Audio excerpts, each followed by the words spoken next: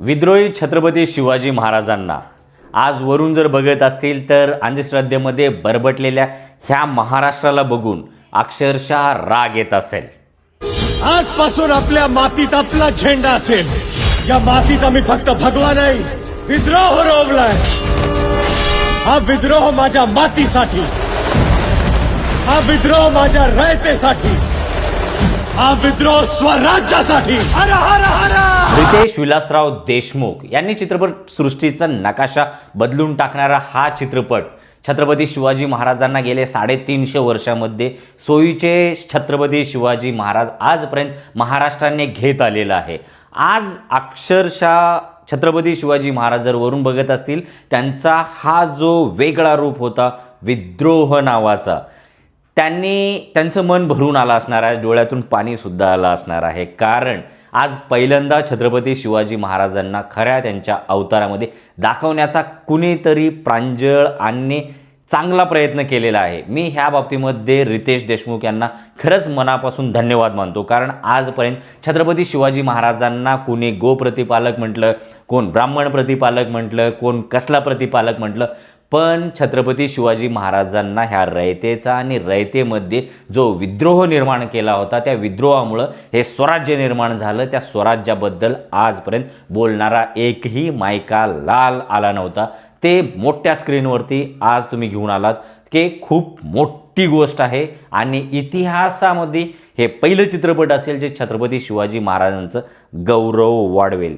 छत्रपती शिवाजी महाराज खरंच विद्रोह होते, त्याच्यासोबतच ह्या पिक्चरमध्ये तुकाराम महाराजांना दाखवलेलं आहे। म्हणजे तुकाराम महाराज हे खरे विद्रोही होते आणि त्यांचा वैचारिक वारसा घेऊन छत्रपती शिवाजी महाराज हा कुठलाही कर्मकांड, देवभोळेपणा, अंधश्रद्धेला सगळ्याला लाताडून त्यांनी एक विद्रोह पुकारला। त्यांनी सगळ्या गोष्टीला लाताडून त्यांचे कुठलीही युद्ध असू द्या ती एकतर अमावस्याच्या तेही रात्री राहायची। त्यांनी किती किल्ले बांधले, त्या किल्ल्याला कधीच लिंबू मिरची बांधलेली नाही। त्यांनी जो बी किल्ला बांधला तो किल्ला स्वतःच्या नावानं किंवा कुठल्या देवाच्या नावानं सुद्धा केलेले नाही। त्यांच्या राज्यामध्ये कधीच कुठल्या देवाच्या आणि धर्माच्या किंवा जातीच्या नावानं कुठलाच माणूस त्यांच्या विरोधात गेलेला नाही, बंड केलेलं नाही। हे आहे छत्रपती खरे शिवाजी महाराज। आज शिवाजी महाराजांना देव बनवून टाकलेलं आहे। शिवाजी महाराजांचे जे आदर्श आहे मानतात तेच लोक शिवाजी महाराजांचा अक्षरशः जीव कोंडत असेल ह्या अशा लोकांना बघून। त्यांच्या आरत्या चालू आहेत, त्यांचे मंदिरं चालू आहेत। अरे शिवाजी महाराजांचे गुण घ्या ना, आरत्या म्हणून त्यांना तुम्ही देव बनवून बसवता आणि देवासारखं आपण कधी वागू शकत नाही। हे तुमच्याकडे एक्झाम्पल सेट होतं आणि त्या सेट एक्झाम्पलसाठी तर गेल्या 350 वर्षापासून काही लोक प्रयत्न करत आहेत शिवाजी महाराजांना फोटोमध्ये, मंदिरामध्ये आणि आरत्यामध्ये, पुराणामध्ये बांधण्यासाठी, जे आज ह्या चित्रपटामधून अक्षरशः शिवाजी महाराज एक वेगळ्या रूपामध्ये दिसतील अशी अपेक्षा आहे। आणि हे महाराष्ट्राला समजून घ्यायची गरज आहे। खरेच विद्रोही तुकाराम महाराज होते। तुकाराम महाराज ह्या सगळ्या गोष्टीला लाताडले होते आणि तुकाराम महाराज हेच छत्रपती शिवाजी महाराजांचे गुरु होते, आहेत पण अख्ख्या महाराष्ट्राचे आत्तासुद्धा। कारण जी पहिली चिंगारी होती त्या काळामध्ये ह्या जुलमी व्यवस्थेच्या विरोधामध्ये, ह्या अंधश्रद्धेच्या विरोधामध्ये, ह्या देवभोळेपणाच्या विरोधामध्ये, ह्या सगळ्या बरबटलेल्या समाजाच्या विरोधामध्ये त्यांनी पहिल्यांदा आवाज उचलला होता।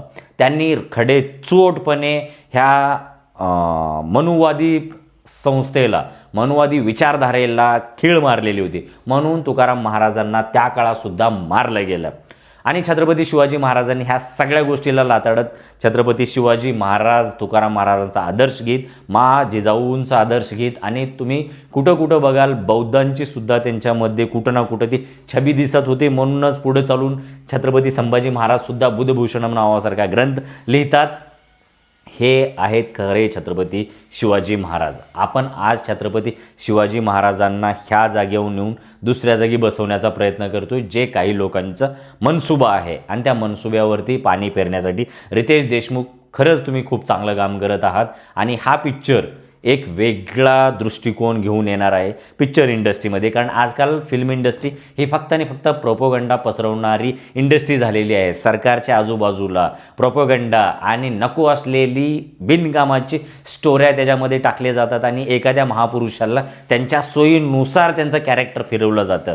अशा वेळेमध्ये छत्रपती शिवाजी महाराजांसारखा एक सगळ्यात मोठा ह्या मातीतला वैचारिक, विद्रोही आणि वैज्ञानिकदृष्ट्या राज्य चालवणारा एका राजाला एक चांगल्या रूपामध्ये दाखवण्याचं रितेश देशमुखने प्रयत्न केलेला आहे, त्यांच्या पूर्ण टीमनेही प्रयत्न केलेले आहे आणि असे पिक्चर बनत राहिले पाहिजे. मॅसेज हा त्या युगपुरुषाच्या, त्या योद्ध्याच्या, त्या विद्रोहीपणाचा गेला पाहिजे, त्या व्यक्तीचं चारित्र्य गेलं पाहिजे, त्या व्यक्तीची पूर्ण पर्सनॅलिटी गेली पाहिजे, त्या राजाची विचार गेले पाहिजेत, ना की तुमचे विचार त्या राजाच्या वरती थोपून त्या राजाला विकण्याचा प्रयत्न झाला नाही पाहिजे.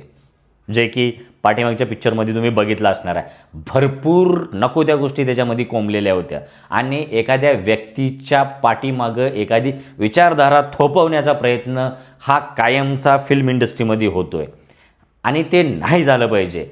फिल्म इंडस्ट्री हे पूर्णपणे इतिहासामध्ये नोंद घेतली जाणार आहे आणि तुम्ही जर असे पिक्चर बनवत असाल, उद्या चालून तुम्हाला जर प्रोपोगंडा आहे किंवा तुमच्यावरती रिसर्च करून तुम्हाला जर बदनाम जर तुमचा पिक्चर होत असेल तर तुम्ही किती पैसे कमवलात याला काहीच देणं घेणं नाही. पण इतिहासामध्ये तुम्ही कशा पद्धतीने चित्रपट बनवलात, तुम्ही कुठल्या विचारधारेला सपोर्ट करत होता, तुम्हाला ज्यावेळेस तुमची गरज होती त्यावेळेस तुम्ही ह्या देशासाठी, ह्या मातीसाठी, ह्या मातीतल्या माणसांसाठी तुम्ही आवाज उचलला का? जे आज हॉलिवूडचे स्टार लोक आहेत ते डोनाल्ड ट्रम्पच्या विरोधामध्ये मोठमोठ्या स्टेजवरून सुद्धा बोलतात, ग्रॅमीच्या स्टेजवरून बोलतात, त्या ऑस्करच्या स्टेजवरून बोलतात, मोठमोठ्या स्टेजवरून डोनाल्ड ट्रम्पच्या विरोधामध्ये खुल्लेआम बोलतात. आपल्या फिल्म इंडस्ट्रीमध्ये सगळेच्या सगळे पार्टीचा कणा मोडलेले आणि ह्या मातीशी बैमान करणारी अवलादी आज आपल्याला ह्या फिल्म इंडस्ट्रीमध्ये बघायला भेटतात.